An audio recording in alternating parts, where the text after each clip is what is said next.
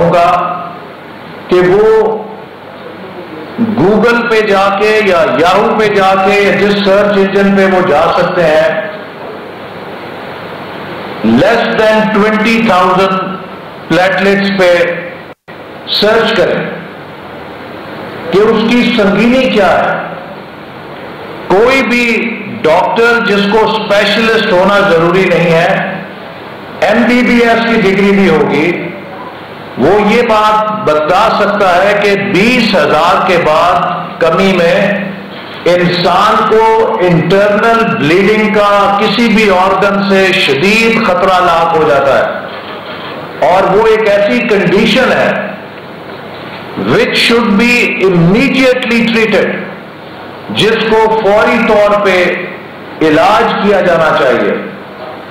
کل نواز شریف صاحب کے ذاتی معالج نے تقریباً 7 بجے ان کے لو پلیٹلیٹس کی رپورٹ حکام کو بتا کے اس کی سنگینی سے آگاہ کر دیا تھا، لیکن مجھے افسوس سے کہنا پڑتا ہے کہ رات 12 بجے تک حکام اس رپورٹ پر سوتے رہے، جو کہ انہیں 30 منٹ میں انہیں ہسپتال منتقل کرنے کے انتظامات کرنے چاہیے تھے۔ انہوں نے ان رپورٹوں کو ردی کی ٹوکری میں پھینک دیا۔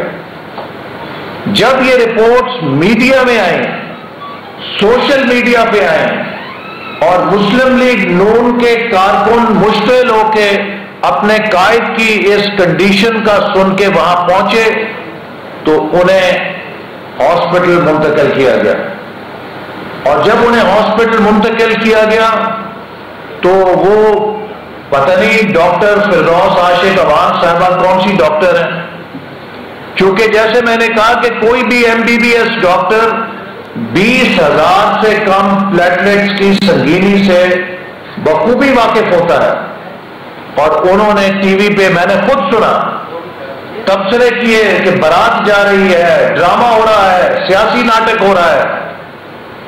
یہ نہایت ہی شرمناک، افسوسناک اور تیسرے درجے کی سیاست ہے جو PTI اس ملک کے اندر متعارف کرا رہی ہے۔ ہم شدید مذمت کرتے ہیں حکومت کی، اور نواز شریف صاحب کی صحت کے ساتھ جو کھیل ہو رہا ہے اس کی براہ راست ذمہ داری عمران احمد نیازی پر پلیس کرتے ہیں، اور اگر خدا نہ خواستہ ان کی صحت کو کوئی نقصان پہنچا تو میں برملا کہنا چاہتا ہوں، عمران احمد نیازی سن لو، تم ذمہ دار ہوگے اور تمہیں کٹہرے میں کھڑا کیا جائے گا۔ یہ جو پاکستان کے اندر ایک سیاسی عذاب نازل ہوا ہے، جس نے نفرت، حسد اور تکبر کی سیاست کو متعارف کیا ہے، یہ نہ صرف ملک کی جمہوریت کو پراگندہ کر رہا ہے، بلکہ ان کے رویوں نے پاکستان کی معیشت کو بھی تباہی کے کنارے لا کھڑا کیا ہے۔ PTI پاکستانی معیشت کا 9/11 ثابت ہوئی ہے کہ جس نے ہنستی بستی معیشت کو، جس نے ابھرتی ہوئی معیشت کو ایک گرتی ہوئی معیشت بنا دیا۔ وہ سٹاک مارکیٹ جو ایشیا کی بہترین سٹاک مارکیٹ تھی، وہ ایشیا کی بدترین سٹاک مارکیٹ بن گئی ہے۔ وہ پاکستانی روپیہ جو ایشیا کا سب سے مستحکم کرنسی میں شمار ہونے والا روپیہ تھا، آج وہ پاکستان کی کرنسی ایشیا کی کمزور ترین کرنسیوں میں شامل ہو گئی ہے۔ حد تو یہ ہے کہ آج افغانستان کا گروتھ ریٹ بھی پاکستان سے اوپر چلا گیا ہے۔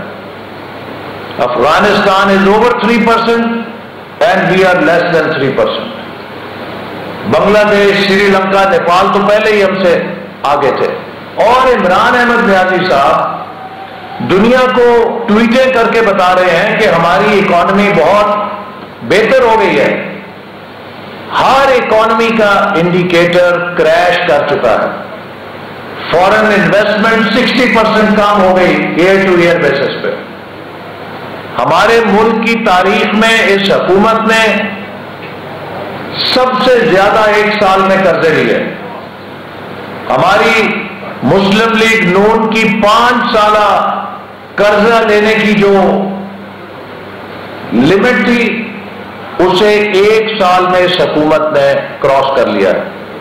ہم نے تو منصوبے بنائے, بجلی کے منصوبے لگائے, موٹر ویز بنائیں, ملک کے اندر ترقی کا دورہ کیا.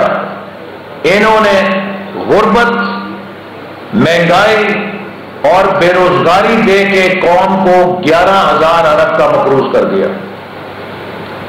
اسی طرح ملک میں صنعت کی پیداوار میں کمی ہوئی, زراعت کی پیداوار میں کمی ہوئی, اور یہ کہتے ہیں کہ ملک کی معیشت ٹرن اراؤنڈ ہو گئی ہے.